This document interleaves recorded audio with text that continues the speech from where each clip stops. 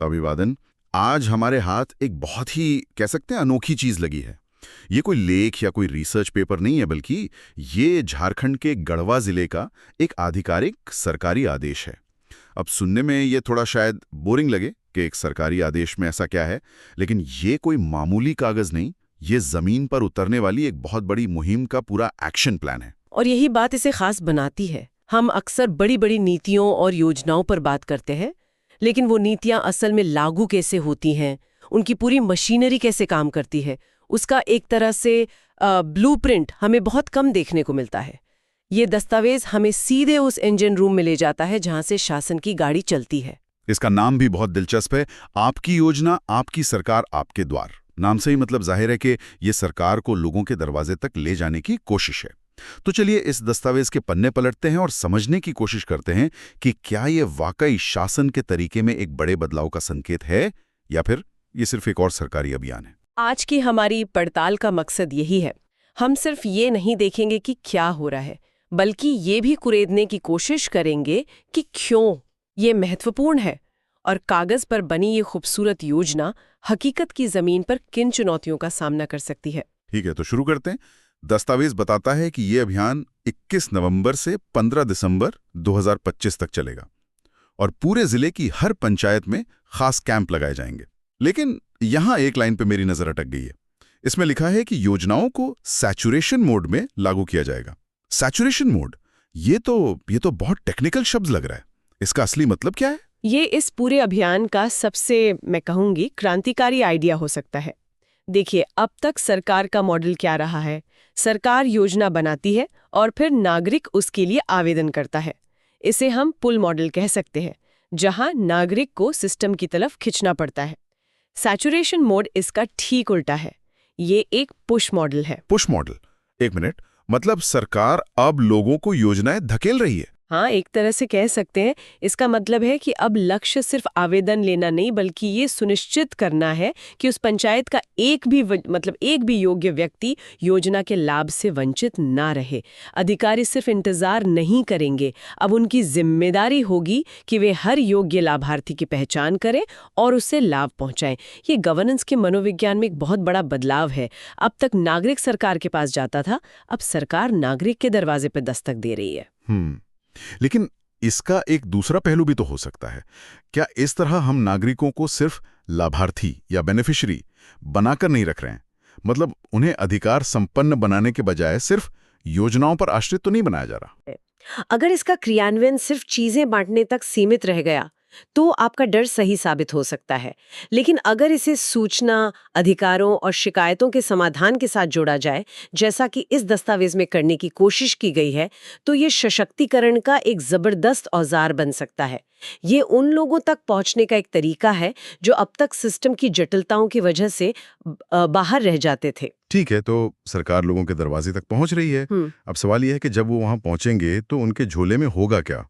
सिर्फ जानकारी और फॉर्म्स या कुछ ठोस चीजें भी? यहीं पर बात दिलचस्प हो जाती है। दस्तावेज में सेवाओं और योजनाओं की एक बहुत लंबी सूची है, जिसे 3 हिस्सों में बांटा गया है। पहला तो वही है, योजनाओं की जानकारी देना, ताकि वो जो सूचना का गैप है वो भरे। लेकिन दूसरा और तीसरा हिस्सा ज्यादा महत्वपूर्ण है। दूसरे हिस्से में अलग अलग योजनाओं के लिए आवेदन लेने और उनका निपटारा करने की बात है। और सूची तो वाकई बहुत लंबी है। जाति, आय प्रमाण पत्र, किसान क्रेडिट कार्ड, पेंशन योजना। एक मिनट, इस सूची में धोती, साड़ी, लुंगी का वितरण भी शामिल है। मुझे लगा था कि ये सिर्फ प्रमाण पत्र और पेंशन जैसी बड़ी योजनाओं के बारे में होगा। ये तो जमीनी जरूरतों को एक बिल्कुल अलग स्तर पर संबोधित कर रहा है। बिल्कुल, और यही इस मॉडल की खासियत है। ये एक वन स्टॉप शॉप बनाने की कोशिश है। सोचिए, एक ही कैंप में एक तरफ किसी किसान को किसान क्रेडिट कार्ड के लिए आवेदन करने में मदद मिल रही है, तो दूसरी तरफ एक बुजुर्ग महिला को पेंशन की प्रक्रिया समझाई जा रही है, और वहीं किसी जरूरतमंद को धोती या साड़ी भी मिल रही है। ये जीवन की अलग अलग जरूरतों को एक साथ संबोधित करने का प्रयास है। चलिए किसान क्रेडिट कार्ड का ही उदाहरण लेते हैं। जब ये कार्ड किसी किसान को कैंप में मौके पर ही मिल जाता है या उसकी प्रक्रिया वहीं पूरी हो जाती है, तो इसका असल जिंदगी में क्या मतलब होता है? इसका मतलब बहुत गहरा है। इसका मतलब है कि वो किसान अगले हफ्ते बीज और खाद खरीदने के लिए बैंक से सस्ता कर्ज ले सकता है। उसे गांव के साहूकार के पास 5% महीने के ब्याज पर उधार लेने के लिए मजबूर नहीं होना पड़ेगा। ये सिर्फ एक प्लास्टिक का कार्ड नहीं है, ये उसे कर्ज के दुष्चक्र से बाहर निकालने का एक तत्काल टिकट है। और जब ऐसे परिणाम तुरंत दिखते हैं तो लोगों का सरकार और पूरी व्यवस्था में भरोसा पैदा होता है। और इसी भरोसे को और पक्का करने के लिए शायद कल्याण मंच का आइडिया भी है, जहां मौके पर ही लोगों को लाभ बांटे जाएंगे, जैसे स्कूली बच्चों को लैमिनेटेड जाति प्रमाण पत्र देना। ऑन द स्पॉट डिलीवरी का जो मनोवैज्ञानिक असर है वो बहुत बड़ा है। सोचिए, एक बच्चा जिसे जाति प्रमाण पत्र के लिए महीनों स्कूल और ब्लॉक ऑफिस के चक्कर काटने पड़ते, उसे वो प्रमाण पत्र कैंप में सबके सामने मिलता है। ये सिर्फ एक कागज का टुकड़ा नहीं, ये व्यवस्था के प्रति एक सकारात्मक अनुभव है जो शायद जिंदगी भर उसके साथ रहेगा। ये सरकार को एक दूर बैठी अदृश्य सत्ता से निकालकर एक ठोस मददगार मौजूदगी में बदल देता है। ठीक है, तो ये तो हुई नई चीजें देने की बात, लेकिन उन पुरानी समस्याओं का क्या जो सालों से लोगों को परेशान कर रही हैं? क्या उनके लिए भी कोई जगह है इन कैंपों में? और शायद यही इस अभियान का सबसे महत्वपूर्ण हिस्सा है। दस्तावेज में ऑन द स्पॉट शिकायत निवारण पर खास जोर दिया गया है। ये सिर्फ नई योजनाओं का लाभ देने पर केंद्रित नहीं है, बल्कि मौजूदा सिस्टम में जो समस्याएं हैं उन्हें भी हल करने का एक मंच प्रदान कर रहा है। और सूची देखें तो इसमें वो सारी समस्याएं हैं जिनके लिए आम आदमी दफ्तरों के चक्कर काट काट कर थक जाता है। जमीन के कागजात में सुधार, जन्म या मृत्यु प्रमाण पत्र में गलती ठीक करवाना, आधार या राशन कार्ड से जुड़ी दिक्कतें, बिजली बिल की शिकायतें। लेकिन यहां मैं थोड़ा संदेह करना चाहूंगा। ये सुनने में तो बहुत अच्छा लगता है, पर क्या ये सच में संभव है? क्या जमीन के कागजात से जुड़ी वो पेचीदा शिकायतें एक दिन में हल हो सकती हैं जो सालों से दफ्तरों की फाइलों में धूल फांक रही हैं? आपका संदेह बिल्कुल जायज है, और शायद हर शिकायत एक दिन में हल नहीं होगी। लेकिन यहाँ दो चीजें समझनी होंगी। पहली, कोशिश करने का निर्देश, और दूसरी, अगर हल ना हो तो उसे ट्रैक करने का एक सिस्टम। दस्तावेज कहता है कि अगर शिकायत उसी दिन हल नहीं होती तो उसे लंबित माना जाएगा और अधिकतम 7 दिनों के अंदर उसका समाधान सुनिश्चित करना होगा। 7 दिन, ये तो किसी भी सरकारी काम के लिए रिकॉर्ड समय जैसा लगता है। बिल्कुल, मैंने कई साल फील्ड में काम किया है और मैं बता सकती हूँ कि एक लंबित फाइल का मतलब महीनों या सालों का इंतजार होता है। अगर ये 7 दिन की समय सीमा सच में लागू हो जाए तो ये किसी क्रांति से कम नहीं होगा। और इसे सिर्फ एक वादा नहीं छोड़ा गया है। दस्तावेज में साफ लिखा है कि एक एप्लीकेशन सॉफ्टवेयर में टाइम स्टैम्प के साथ इन आवेदनों को ट्रैक किया जाएगा, यानी किस तारीख किस समय पर आवेदन मिला और किस तारीख किस समय पर उसका निपटारा हुआ, सब कुछ रिकॉर्ड होगा। तो ये अधिकारियों पर एक तरह का डिजिटल दबाव बना रहा है। दबाव से ज्यादा ये जवाबदेही तय कर रहा है। अब कोई अधिकारी ये नहीं कह सकता कि फाइल मिल नहीं रही या उस पर काम चल रहा है। डैशबोर्ड पर साफ दिखेगा कि कौन सी शिकायत किस अधिकारी के पास कितने दिनों से लंबित है।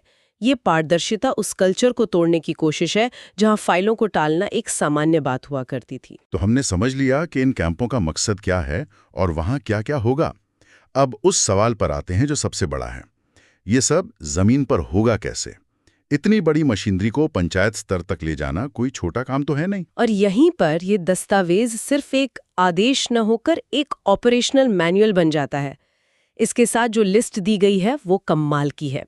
इसमें सिर्फ ये नहीं लिखा कि किस पंचायत में किस तारीख को कैंप लगेगा, बल्कि उस कैंप का समय, स्थान और सबसे महत्वपूर्ण उस कैंप के पर्यवेक्षण पदाधिकारी यानी कैंप के इंचार्ज का नाम और मोबाइल नंबर भी दिया गया है। मतलब हर एक कैंप के लिए एक अफसर को सीधे तौर पर जिम्मेदार बनाया गया है। जैसे यहाँ लिखा है, नगर उंटारी प्रखंड की गरबंद पंचायत में 21 नवंबर को जो कैंप लगेगा उसके इंचार्ज हैं श्री जितेंद्र कुमार, जो एक जूनियर इंजीनियर हैं, और उनका मोबाइल नंबर भी दिया है। यही है सूक्ष्म स्तरीय योजना या माइक्रो लेवल प्लानिंग।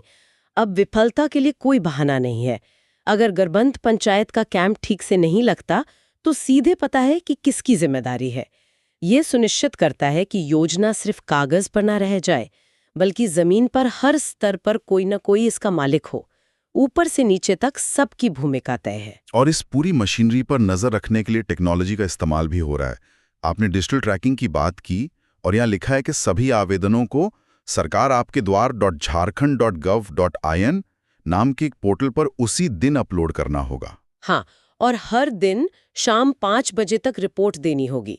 जिला मुख्यालय में बैठे अधिकारी रियल टाइम में देख सकते हैं कि किस पंचायत में कितने आवेदन आए, कितने निपटाए गए और कितने अटके हुए हैं। ये पारंपरिक सरकारी कामकाज से जमीन आसमान का फर्क है, जहां रिपोर्टें हफ्तों बाद फाइलों में पहुंचती थी और तब तक बहुत देर हो चुकी होती थी। लेकिन फिर वही सवाल, एक सरकारी वेबसाइट, हमने अक्सर देखा है कि वे कैसे काम करती हैं, और ग्रामीण झारखंड में डिजिटल साक्षरता या इंटरनेट कनेक्टिविटी की भी तो अपनी चुनौतियां होंगी। और क्या इस बात का खतरा नहीं है कि अधिकारी सिर्फ आंकड़ों को सही दिखाने के लिए पोर्टल पर आवेदनों को हल किया गया के रूप में चिन्हित कर दें, जबकि असल समस्या जस की तस बनी रहे? ये दोनों ही बहुत वास्तविक चुनौतियां हैं। कनेक्टिविटी एक समस्या हो सकती है, जिसके लिए शायद ऑफलाइन डेटा एंट्री और बाद में सिंक करने जैसे समाधान सोचे गए होंगे। लेकिन आपका दूसरा सवाल ज्यादा गंभीर है, डेटा की हेराफेरी का। देखिए, कोई भी सिस्टम फूल प्रूफ नहीं होता, लेकिन इस मॉडल में एक अंतर्निहित चेक इन बैलेंस है। वो क्या है? वह है नागरिक खुद। अगर किसी की समस्या का समाधान किए बिना उसे हल किया गया दिखाया जाता है, तो वो अगले दिन फिर उसी कैंप में पहुंच सकता है या सीधे उस कैंप के इंचार्ज को फोन कर सकता है, जिसका नंबर सार्वजनिक है। और अगर अभियान के बाद भी उसकी समस्या बनी रहती है, तो ये उस अधिकारी और उस पूरे अभियान की विफलता के रूप में दर्ज हो जाएगा। ये सिस्टम अधिकारियों के लिए समस्याओं को छिपाने से ज्यादा उन्हें हल करने को आसान बनाता है। ये उनके इंसेंटिव स्ट्रक्चर को बदलता है। तो इस पूरे दस्तावेज को खंगालने के बाद हमारे सामने तस्वीर क्या बनती है? ये सिर्फ एक सरकारी आदेश नहीं है, बल्कि एक पूरी तरह से नए प्रशासनिक मॉडल का घोषणा पत्र लगता है। एक ऐसा मॉडल जो सक्रिय है, लोगों तक पहुंचने वाला है और हर स्तर पर जवाबदेह होने का दावा करता है। बिल्कुल, ये दिखाता है कि शासन केवल नीतियां बनाने के बारे में नहीं है, बल्कि उनके प्रभावी कार्यान्वयन के बारे में है। सैचुरेशन मोड की सोच, ऑन द स्पॉट समाधान का विचार, हर कैंप के लिए एक जिम्मेदार अधिकारी और उस सब पर नजर रखने के लिए एक रियल टाइम डिजिटल तंत्र।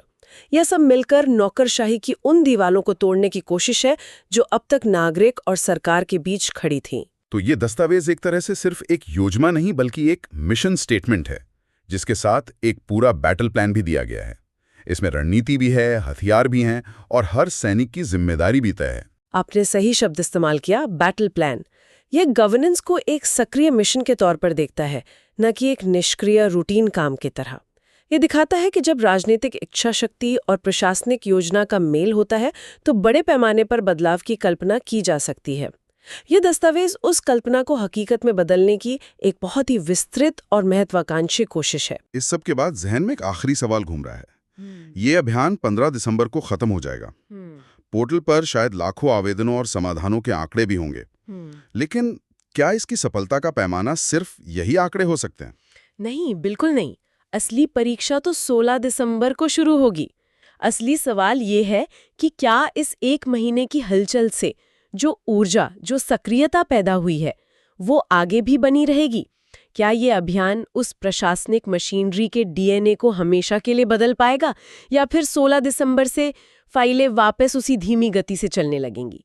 इस अभियान की असली सफलता इस बात में नहीं होगी कि इसने कितने लोगों को लाभ पहुंचाया, बल्कि इस बात में होगी कि क्या इसने नागरिकों और सरकार के बीच के रिश्ते को स्थायी रूप से बदल दिया है।